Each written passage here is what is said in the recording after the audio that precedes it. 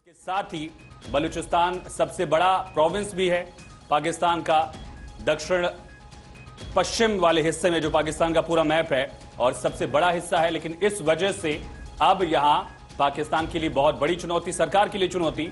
हालांकि इससे पहले भी इस तरह के इंसिडेंट हुए, लेकिन उनका पैमाना ये नहीं था। इससे पहले नागरिकों को रोका जाता था, गाड़ियों की तलाशी ली जाती थी, कुछ नागरिकों को टारगेट किया गया, जवानों को टारगेट किया गया, यहां तक कि सेना की भी गाड़ियों पर एम्बुश लगाकर बीएलए अटैक करता रहा है। लेकिन पूरी पैसेंजर ट्रेन को हाईजैक करना पाकिस्तान के लिए, पाकिस्तान की सरकार के लिए ये बहुत बड़ी चुनौती है, जिससे पार पाना भी एक बहुत बड़ी दिक्कत। क्योंकि बीएलए ने साफ कर दिया कि अगर कोई भी कोशिश की गई किसी भी तरह के ऑपरेशन की तो ये सभी नागरिक मारे जाएंगे, ये धमकी भी है।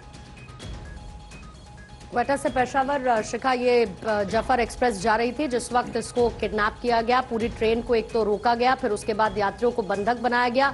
रेलवे ट्रैक पर विस्फोटक लगाकर पहले ट्रेन को रोका गया और उसके बाद बलोच आर्मी ने 6 जवानों को मार गिराया। जाहिर है एक तरीके का रिटेलिएशन आर्मी की तरफ से कम इस बलोच आर्मी के एक्शन के बाद जरूर रिफ्लेक्ट होगा। बिल्कुल, और जैसा कि आयुष लगातार कह भी रहे थे कि पाकिस्तान सरकार के लिए ये बड़ी चुनौती है और वैसे भी बलूचिस्तान को लेकर के जिस तरीके से कवायद होती रही है उसके बाद ये बड़ा एक्शन लिया गया है और इसको एक्शन के तौर पर देखा भी जा सकता है, क्योंकि पाकिस्तान आर्मी के 6 जवान को मार गिराया गया और इसके साथ साथ जो हॉस्टेज बनाए गए हैं लगभग 100 पैसेंजर्स इस ट्रेन के अंदर, जिसकी तस्वीर इस समय आप टेलीविजन स्क्रीन पर भी देख रहे हैं।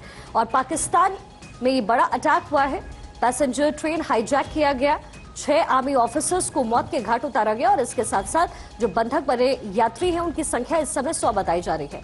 इसके साथ ही स्टेटमेंट भी जारी किया गया है, पाकिस्तान आर्मी के 6 जवानों को मारा गया है, साथ ही 100 बंधक बनाए गए हैं। बलूच लिबरेशन आर्मी की तरफ से ये स्टेटमेंट भी दिया गया है जिसमें उनकी तरफ से कहा गया है कि किसी भी तरीके के एक्शन का जो जवाब है वो देने के लिए वो पूरी तरीके से तैयार है। जो अगवा हुए यात्री हैं वो इस समय उनके पास है और पाकिस्तान सरकार के लिए ये बड़ी चुनौती इस समय है। और इंटरेस्टिंगली शिखा, 2 साल पहले यही जाफर एक्सप्रेस थी जिसमें ब्लास्ट हुआ था 16 फरवरी 2023 पेशावर से क्वेटा, क्योंकि ये पैसेंजर एक्सप्रेस चलती है और उस दौरान इसमें 2 लोगों की मौत हुई थी। और ब्लास्ट ये तब हुआ था जब ये ट्रेन चिचावतनी रेलवे स्टेशन को पार कर रही थी और तहरीक तालिबान TTP पाकिस्तान ने तब इस हमले की, इस ब्लास्ट की जिम्मेदारी ली थी।